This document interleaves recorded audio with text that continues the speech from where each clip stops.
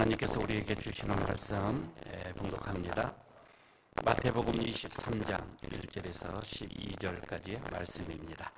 신약성경 개성경은 39쪽입니다. 마태복음 23장 1절에서 12절까지의 말씀 제가 봉독합니다. 이에 예수께서 무리와 제자들에게 말씀하여 이르시되 서기관들과 바리새인들이 모세의 자리에 앉았으니 그러므로 무엇이든지 그들이 말하는 바를 행하고 지키되 그들이 하는 행위는 본받지 말라. 그들은 말만 하고 행하지 아니하며 또 무거운 짐을 묶고 사람의 어깨에 지우되 자기는 이것을 한 손가락으로도 움직이려 하지 아니하며 그들의 모든 행위를 사람들에게 보이고자 하나니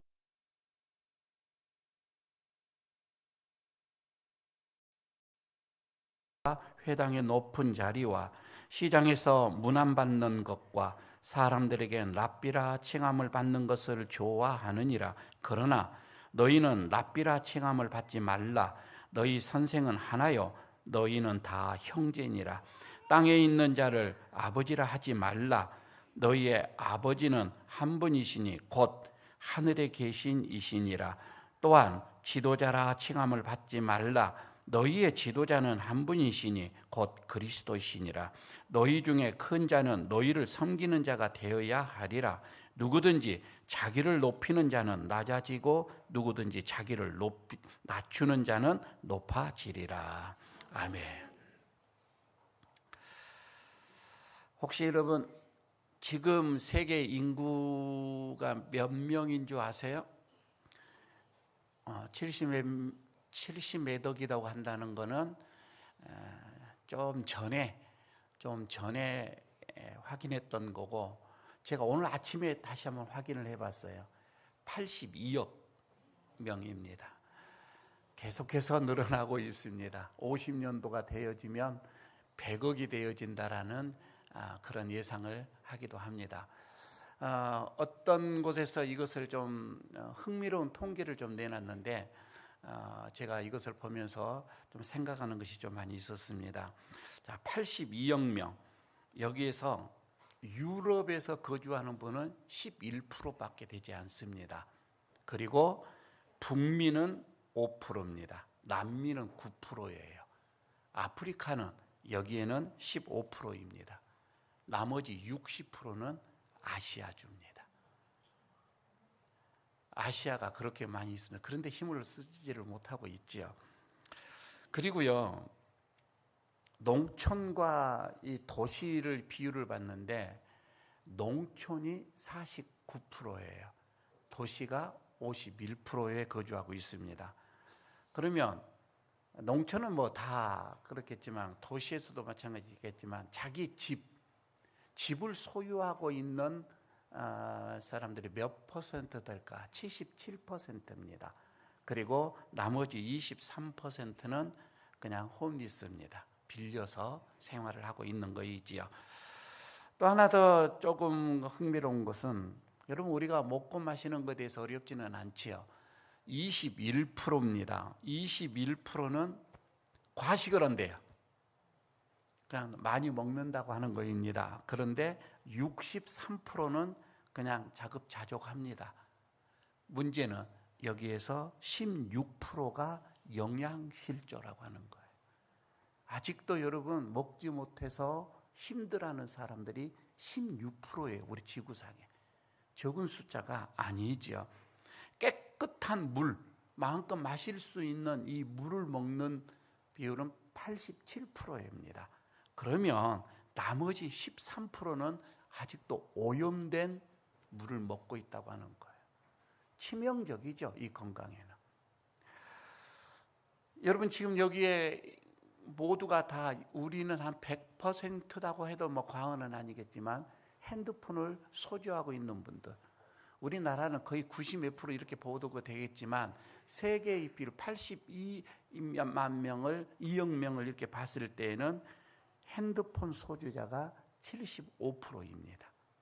그리고 25%는 미소지라고 합니다. 그런데 핸드폰은 가지고 있는데 인터넷을 이렇게 마음껏 인터넷에 연결해서 쇼핑할 수 있는 거, 이거는 30%밖에 안 돼요. 그러니까 70%는 이 인터넷을 원활하지 못한 거예요. 핸드폰이 있어도 말입니다. 또 하나가 재미있는 게, 대학이라고 하는 교육을 나온, 졸업을 한 인구 퍼센트가 몇 명일까? 7%입니다. 그 정도밖에 안 돼요. 그러니까 93%는 대학을 비진하겠어요. 뭐 그렇다고 해서 뭐 살아가는데 지장이 뭐 있고 그런 것은 아니지만 그렇습니다. 그래서 83%는 문자를 해독을 하고 17%는 아직도 글을 읽지를 못합니다. 문맹입니다. 더 하나 심각한 것은요, 82억이라고 하지만 14세를 넘기지 못하고 14세 되기 전에 죽은 퍼센트가 몇 명인지 아세요? 24%예요. 어마어마합니다. 깜짝 놀랐어요. 24%, 약 26%가 14세 미만, 생존율이 그렇게 많지 않아요. 그러면 65세까지는, 15세에서 65세까지는 몇 프로일까? 여러분, 여기는 66%입니다. 그러면 65세 이상 사신 분은 몇 프로? 8%밖에 안 돼요. 여러분은 지금 8% 속에 거의 다 들어와 있습니다. 자, 집이 있습니다. 배고프지 않고 먹을 수 있습니다. 영양가 있는 음식을 먹습니다. 깨끗한 물을 마실 수 있습니다. 핸드폰으로 마음껏 내가 인터넷에 접속해서 어떤 이런 인터넷 쇼핑을 할 수도 있습니다. 그리고 대학교를 나왔습니다. 라고 한다면은 여러분, 세계에서 7% 이내에 들어와 있습니다. 그만큼 상류층에 들어와 있다, 이렇게 봐줘도 될 것 같습니다. 여러분, 전 세계 인구 100% 중에 65세까지 살 수밖에 없는 게, 여러분, 이게 65세 이상을 산다는 게 8%다니까요. 이렇게 본다면 92%가 65세 미만까지 살고 있는데, 여러분, 너무 65세 우리 이상 넘어가신 저도 비롯해서 너무 아웅다웅하지 맙시다, 이 말이에요.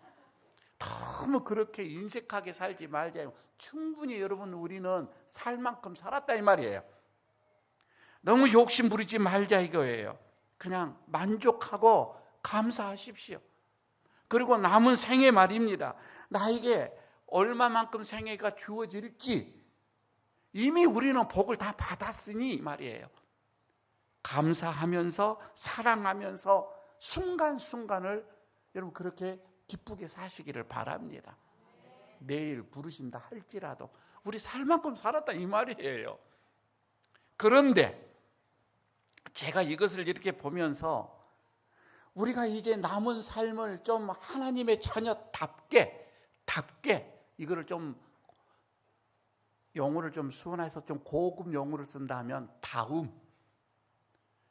성도다움, 그리스도다움, 여러분 이렇게 좀 살아간다면, 그것을 위해서 살아간다면 얼마나 좋을까? 왜 여러분 지금 이렇게 요즘에 교회를 향한 시선이 이렇게 부정적일까?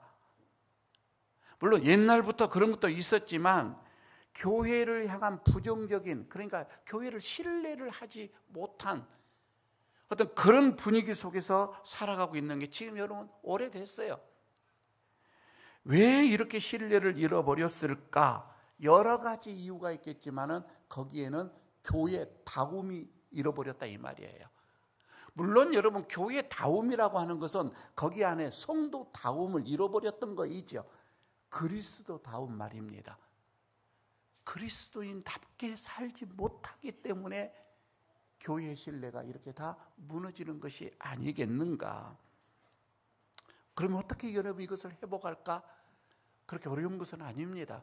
교회의 이 본질을 회복을 하면 됩니다. 교회 다움을 회복하면 된다 이 말이에요. 그러기 위해서는 내가 성도 다움, 그리스도 다움, 하나님의 자녀 다움을 회복하는 게 첫 번째가 될 것입니다. 여러분, 교회는 예수님을 구주로 이게 받아들이고 모시는, 주님으로 모시는 그런 사람들이 모이는 공동체예요. 다 모두가 다 예수님을 주님으로 모십니다 라고 고백한 자들이 모인 공동체다 이 말. 이게 교회예요. 여러분, 이게 최초의 교회가 그러니까 예수님의 제자들이 되겠지요. 여러분, 이 예수님의 이 제자들에게 예수님께서 그렇게 얘기합니다.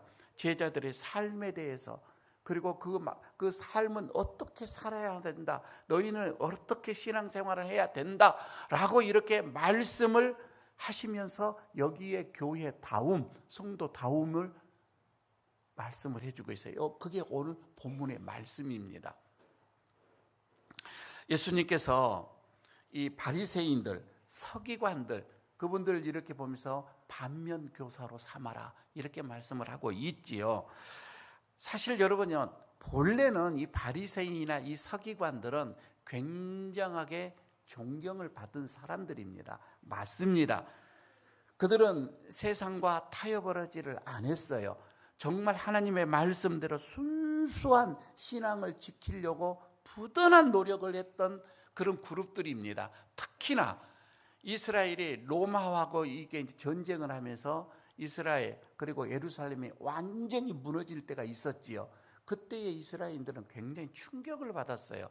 어떤 하나님을 섬기는 하나님의 나라가 이렇게 세상에 저들에게 이렇게 무참하게 질파된다는 게 그들의 신앙 자체가 흔들리게 되어졌던 거예요. 하나님이 계시냐 이거이죠. 그럴 때에도 이 바리새인들은, 이 서기관들은 하나님의 말씀, 하나님의 이 율법을 그들에게 전하면서 가르치면서 신앙을 잃지 않도록 그들을 세웠습니다. 여러분, 이런 좋은 긍정의 어떻게 보게 되면 면들이 있었지요. 그럼에도 불구하고 오늘 여기서 예수님은 바리새인들에게, 서기관들을 향해서 저들을 본받지 말라, 본받지 말라 이렇게 지금 말씀을 하고 있어요. 3절을 여러분 보시기를 바랍니다. 3절에 이렇게 얘기하죠. 그러므로 무엇이든지 그들이 말하는 말은 행하고 지키되, 그 말하는 것은 그래 그들이 가르치는 지키되, 그렇지만 그들이 하는 행위는 본받지 말라. 그들은 말만 하고 행하지 아니한다. 그러면서 그들의 교훈을 삼아 참된 교회의 이 공동체, 이 교회다움이 무엇인지 방향을 제시를 해주고 있습니다. 그게 오늘 세 가지를 본문 속에서 말씀을 하고 있어요. 그 첫 번째가 뭐냐면은, 여러분, 교회 안에는 다 우리는 한 형제라, 한 자매라 이런 말이에요. 주님이 그렇게 말씀을 하고 있는 거이죠. 8절을 여러분 보시기를 바랍니다. 그러나 너희는 랍비라 칭함을 받지 말라. 너희 선생은 하나요, 너희는 다 형제니라. 이렇게 말씀을 하고 있지요. 이거는 예수님께서 어떻게 해서 이런 말씀이 나왔느냐면, 그때의 바리새인들의 이 모습, 그때 당시에 이 예수님의 당시의 바리새인들의 모습은 군림하는 모습이었어요. 성도들을 그 위에서 군림을 했다 이 말입니다. 그러니까 말만 한 거예요. 말만 하고 행하지를 안 했습니다. 무거운 짐 다 성도들의 어깨 위에 매게 했습니다. 자기네들은 손 하나 까딱하지를 안 했습니다. 그게 4절이죠. 그들은 사람들에게 문안, 인사받는 것, 여러분 이것을 어떻게 보면 당연시했습니다. 랍비라, 선생이라 이 말입니다. 랍비라 이렇게 칭함받는 것, 선생님 이렇게 듣는 것을 좋아했다 이 말입니다.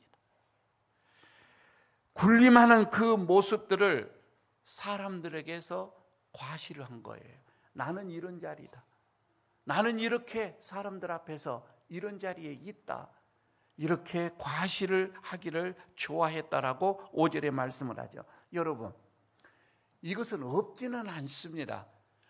이거는 세상 사람들의 모습이에요. 그러니까 밖에서는 세상의 어떤 그 논리예요. 그들은 다 그렇게 합니다. 할 수밖에 없을 거예요. 그게 세상의 논리입니다. 양육강식입니다. 많이 가진 자, 많이 배운 자, 강한 자, 그런 자들이 약한 자, 없는 자들을 그 위에서 군림하는 게 여러분 세상의 논리다 이 말씀이에요. 그러나 교회는 그런 논리에 빠져서는 안 된다. 주님이 말씀하고 있는 거예요. 교회는 그런 곳이 아니라고 하는 거예요. 세상에서 이런 사람들이 군림하니까 그런 사람들이 교회 안에서도 그렇게 해서는 안 된다라고 하는 거입니다. 교회가 세상의 이런 논리와 동화되었을 때에 교회는 교회다움을 잃어버렸다 이 말이에요. 이때가 교회에서 언제 있느냐면 중세 시대의 말미에 이것이 확실하게 드러났습니다. 그 전에는 이 교황은 세상의 모든 그 왕 위에 있었습니다. 그래서 세상의 왕이 되려면은 교황 앞에서 무릎을 꿇고 승인을 받아야만 했습니다. 그런 시대가 있었지요.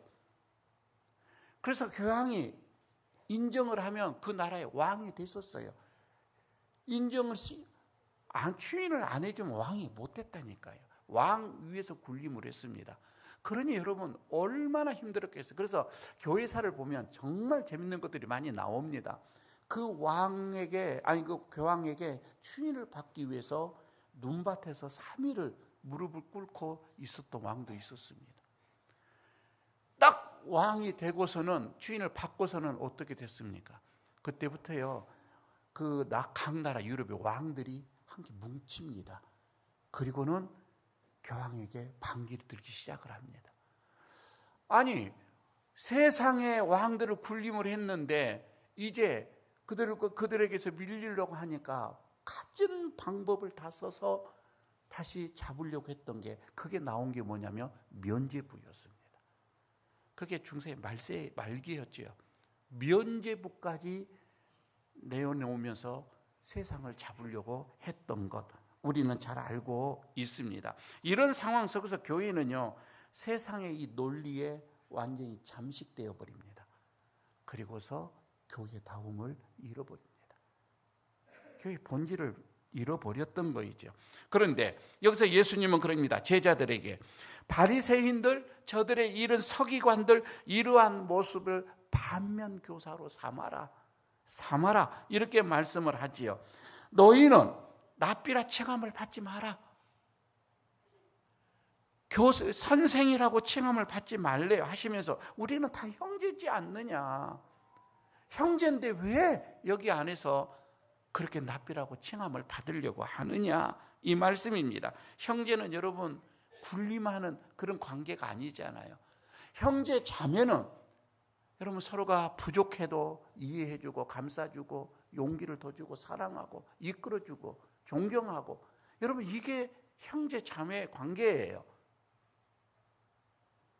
주님께서 지금 그렇게 말씀하고 있는 거예요. 우리는 모두가 다 사랑하는 한 동등이다 이 말입니다. 제자들에게 랍비라 칭함 받지 말라. 형제라 이렇게 말씀을 하고 있는 거입니다. 형제는 여러분 그렇습니다. 품어주는 거입니다. 그런데요 교회가 태동되어지는 초창기 때에는 그 모습이 있었습니다. 확실하게 있었습니다. 그래서 초창기 때에 이 성도들, 이 교인 중에는 가난한 자가 없었다. 이렇게 사도행전 초장에 나오죠. 가난한 자가 없었습니다. 왜? 한 마음으로 한 뜻으로 함께 교회 안에서는 형제 자매이기 때문에 그런 인식이 강해 있었기 때문에 자기가 가지고 있는 재물도 내어놓고 그들의 어려움들 다 해결을 했어요. 내 형제니까 내 자매니까 이런 강한 의식이 있었던 거이지요. 여러분 우리 한국교회의 초창기 때도 저는 이게 비슷하다고 봐요. 처음에 선교사가 우리 한국에 들어왔습니다. 여러분 그때 조선이죠. 그때의 시대가 우리 시대가 어떤 시대였습니까? 신분 시대였잖아요. 확실하게 여러분 우리나라에서도 선교 초기에는 신분 사회였습니다. 양반이 있었고 쌍놈이 있었습니다. 그런 시대였어요. 어떻게 같이 앉아서 밥을 먹고 남자와 여자와도 남녀 7세 부동석이라는 어떻게 함께 앉아서 이런 시대가 아니었다 이 말입니다. 그런데 말입니다. 선교사를 통하여서 복음을 받고 그리스도의 신분이 되면서 그런 군림하는 것에서 벗어나게 되어집니다. 여러분, 이게 우리가 잘 아는 것처럼 물론 신분사회라고 하는 이 한계 밖에서는 그것이 있어서 어느 한계는 분명하게 있었지만 교회 안에서 여러분 우리가 잘 아는 백정 출신이었죠. 박성춘이라고 하는 분이 교회 안에서 장로가 됩니다. 백정이었는데 밖에서는 생각도 할 수 없는 일이었죠. 머슴이었던 그분이 목사가 되어진 분도 있지요. 이자희 목사님이시죠. 머슴이었어요. 그런데 목사가 되죠.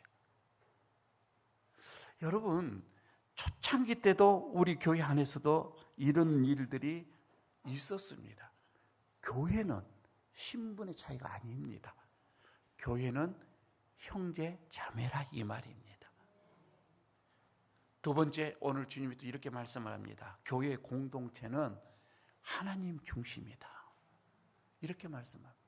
여러분, 우리 모두 안에는 하나님이 중심이 되어져야 한다 이 말이에요. 오늘 본문 9절 10절을 여러분 보시기를 바랍니다. 땅에 있는 자를 아버지라 하지 말라. 너희의 아버지는 한 분이시니 곧 하늘에 계신 이시나 또한 지도자라 칭함을 받지 말라. 너희 지도자는 한 분이시니 곧 그리스도이시니라. 여러분 지금 이 말 오해하지 마시기 바랍니다. 땅에 있는 자를 아버지라 하지 말라니까 지수 아버지라고 안 부르면 안 됩니다. 지금 그 말이 아니에요. 땅에 있는 아버지를 아버지라 부르지 말라. 지금 여기서 육신의 부모를 아버지라 부르지 말라. 그 말이 아니에요. 그 말씀이 아니고 지금 여기에서 예수님께서는 이 바리새인들, 이 서기관들의 그 위선을 완전히 꿰뚫어 보고 계신 거예요. 다시 말씀을 드리면은 여호와를 유일한 하나님, 사실 바리새인들, 서기관들은요 하나님을 유일한 아버지로 모시고 살았어요. 하나님 아버지, 그들은 고백을 합니다. 그들은 여호와의 이 율법, 생명을 걸고 그들은 지켰습니다. 인정을 합니다. 그러면서 그들은 스스로를 어떻게 했냐면 우리는 이런 하나님의 말씀, 하나님의 율법을 잘 지키고 있으니 그 자리가 하나님의 자리까지 올라간 거예요. 그들이 말입니다. 그래서 그때 당시에 종종 바리새인들이나 서기관들을 향하여 아버지라고 불렀다 이 말입니다. 그 말씀이에요. 지금 여기에서 예수님이 말씀하는 게 이 말씀이에요. 때로는 그들은 서기관들 바리새인들을 향하여서 우리의 참 지도자입니다. 이렇게 그들은 인정을 했고 불렀습니다. 그것을 지금 예수님께서 말씀을 하고 있는 거예요. 그래서 이스라엘 백성들이 바리새인이나 이런 서기관들을 마치 하나님을 대하듯 대하였고 그들을 어떻게 보게 되면 하도 하나님처럼 떠받으니까 본인네들도 이제 여기에서 익숙해져 버렸던 거예요. 당연시 되어져 버렸다 이 말이에요. 그런데 예수님께서는 이렇게 말씀합니다. 땅에 있는 자들을 아버지라 하지 말라. 바리새인들, 서기관들을 아버지라 하지 말라. 아버지는 한 분밖에 없다. 하나님 한 분밖에 없다.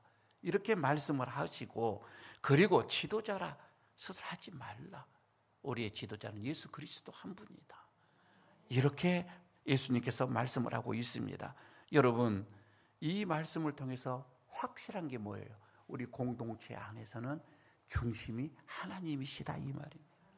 예수님이신 어떠한 사람이 어떠한 한 분이 교회를 이렇게 이끌어가는 것은 아니에요. 예수님입니다. 하나님이시라고 하는 것입니다. 교회 안에서 여러분, 하나님보다 더 우선되는 분이 없습니다. 하나님의 말씀보다 더 우선순위가 되어져서 우리를 이끌어갈 수 있는 분은 없다 이 말입니다. 그런 사람은 한 사람도 없습니다. 그래서 예수님께서 이 말씀을 비유로 통해서 하시는 말씀이 요한복음 15장에 있는 포도나무의 비유의 말씀입니다. 예수님께서 요한복음 15장 5절에서 나는 포도나무여 너희는 가지라. 그가 내 안에 내가 그의 안에 거하며 사람이 열매를 많이 맺나니 나를 떠나서는 너희가 아무것도 할 수가 없음이니라. 여러분, 우리 모두는 다 예수님의 그 가지에 붙어있는 열매들입니다. 붙어 있어야 된다 이 말입니다. 포도나무는 예수님이시다 이 말이에요. 중심이다 이 말입니다.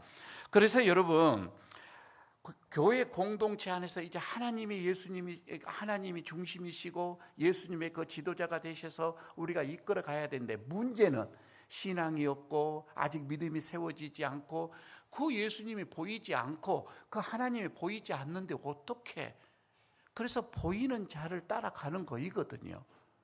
그래서 여러분, 교회 안에서도 그 이스라엘의 공동체 안에서도 하나님이 특별하게 세워 놓은 지도자가 있는 거이죠. 하나님이 부르셔서, 그래서 모세를 떨기나무에서 불러서 이스라엘 백성들을 광야에서 인도해 갑니다. 모세 다음에 다시 또 여호수아를 세워서 그들을 적과 흐르는 가나안 땅으로 또 인도해 갑니다. 하나님이 세우신 분이 분명하게 있지요. 그러나 여러분, 이거는 하나님이 세우셔서 그 공동체를 이끌어 가라고 했던 것이지, 그가 생각대로 가면은 사울 왕처럼 돼버리는 거예요. 끊임없이 그는 하나님의 말씀에 나는 하나님의 원하신 대로 갑니다. 이렇게 되어져야 되겠죠. 여러분, 그렇습니다. 우리 교회에서는 여러분, 하나님이 중심이시고 예수님이 인도에 가십니다. 그러나 하나님이 세우시는 그 직분은 여러분, 그 직분에 따라서 가는 거예요. 그 사람 개인이 중심이 아니라 이 말입니다. 세 번째, 오늘 말씀을 합니다. 예수님께서 교회의 이 공동체는 섬김의 공동체다, 이렇게 말씀을 합니다. 여러분, 11절, 12절을 보시기를 바랍니다. 이렇게 말씀을 하시죠. 너희 중에 큰 자는 너희를 섬기는 자가 되어야 하리라. 누구든지 자기를 높이는 자는 낮아지고 누구든지 자기를 낮추는 자는 높아지리라. 이렇게 말씀을 하지요. 예수님은 바리새인과 서기관들을 본받지 말라고 이렇게 말씀을 하시죠. 왜? 말만 하니까, 행함은 없으니까, 군림하기 때문에. 어떻게 보게 되면은 그들은 자기가 가지고 있는 율법의 그 지식, 하나님의 향하는 그 지식, 말씀의 그 지식으로 너무 과시를 했던 거예요. 군림을 했던 것입니다. 그래서 회당의 높은 자리, 시장에서 문안받는 것, 납비라 칭함을 받는 것, 이런 것을 좋아했지요. 하지만 예수님께서 그럽니다. 아니다. 교회의 공동체 안에서는, 교회 안에서는 이와 정반대다. 섬기는 자가 되어야 된다. 섬기는 자가 높은 자다. 섬기는 자, 그러면서 누구든지 자기를 높이는 자는 그건 낮아질 것이다. 철저하게 자기를 낮추면서 섬기는 자가 높아질 것이다. 오늘 주님의 결론의 말씀이었던 것이죠. 바리새인과 서기관들은 스스로 높아지려고 했습니다. 스스로 그 권위를 찾으려고 했습니다. 그러나 아니, 예수님은 낮아지고 섬기면서 그 권위가 타인으로부터, 스스로가 아니라 타인으로부터 만들어지게끔 하셨던 것이죠. 혹시 여러분 그 시간이 되어지면 책 한 권을 소개를 하도록 하겠습니다. 이 데이비드 브룩스라고 하는 분이 두 번째 산이라는 이 책을 이렇게 냈는데, 한번 시간 되시면 한번 보시고 뭐 서점에 요즘에 가지고 인터넷에서도 이러면 다 이렇게 볼 수가 있으니까. 여러분, 이 책의 내용은 그렇습니다. 우리의 인생의 삶에는 큰 산 두 개가 있다고 하는 거예요. 큰 산 두 개가 있는데, 첫 번째 산을 오르는 자, 첫 번째 산을 오르는 자는 자기 중심적인 사람이라는 거예요. 내 삶에 집중하는 사람이에요. 자기 자신의 성공만을 생각하는 사람, 이 사람이 첫 번째 산을 오른다는 거이죠. 두 번째 산은 타인과 어우러지는 삶이라고 하는 것입니다. 그래서 타인을 위해 살아가는 그런 헌신의 산이다, 이렇게 그 책에서는 말씀을 해주고 있습니다. 첫 번째 산이 자기 자신에게 초점을 맞추는 것이라고 한다면, 두 번째 이 산은 타인에게 내 자아를 내려놓고, 내 자신을 내려놓고 타인에게 맞추는 그런 삶이라고 여기서 말씀을 합니다. 그런데 그 내용을 가만히 보게 되어지면, 첫 번째 이 산에는 자기 자신에게만 집중을 하는데, 희한하게도 내 안에는 채워짐이 없더라고 하는 겁니다. 그래서 늘 공허한, 텅 비어있는 그런 어떤 마음을 얻는다고 하는 거예요. 그런데 여기서 두 번째 산에는 자신을 내려놨어요. 분명히 자신이 낮아졌어요. 나 다른 사람을 섬겨갔는데도 희한하게 마음속에는 가득 채워지는 기쁨이 있고 즐거움이 있고 행복이 있고 환희가 있더라, 이 말입니다. 이 책 안에서 그렇게 말씀을 하고 있습니다. 그러면서 예수님은 첫 번째 산에 올라 울줄거리는 그런 서기관들, 그런 바리새인들을 반면교사로 삼아서 제자들에게 두 번째 산으로 가라, 두 번째 산을 바라보라, 이렇게 권면을 하고 있는 것이죠. 이것이 여러분 곧 낮아지고 섬기는 자가 되라는 말씀이 되겠습니다. 예수님도 친히 그렇게 말씀만 하시는 것이 아니라 그 삶이었던 거이죠. 그래서 십자가의 어떤 그런 형을 앞에 놓고서도 그 전날 밤에 제자들의 발을 씻는 섬김에 내가 있었죠. 행동으로 친히 있었습니다. 빌립보서 2장 6절 7절에서도 이렇게 말씀합니다. 그는 근본 하나님의 본체였어요. 하나님이었다, 이 말입니다. 그런데 동등됨을 취함을 여기며 받지 않았습니다. 하나님과 같은 그런 동등됨이었지만은 오히려 자기를 비워서 종의 형체를 가졌어요. 종의 형체를 가졌다는 것은 인간의 몸으로 가졌다, 이 말입니다. 사람의 몸이 되어졌다, 이 말씀이죠. 사람과 같이 되었다, 이렇게 말씀을 하고 있지요. 예수님은 그렇습니다. 이렇게 삶 자체가 본으로 우리에게 말씀을 해 주셨던 거예요. 서기관들과 바리새인들과는 달랐다, 이 말씀이죠. 오늘 말씀을 정리하겠습니다. 바리새인들, 서기관들의 신앙은 열정적이었습니다. 대단했습니다. 하지만 그들은 본질을 다 잃어버렸습니다. 다움을 잃어버렸습니다.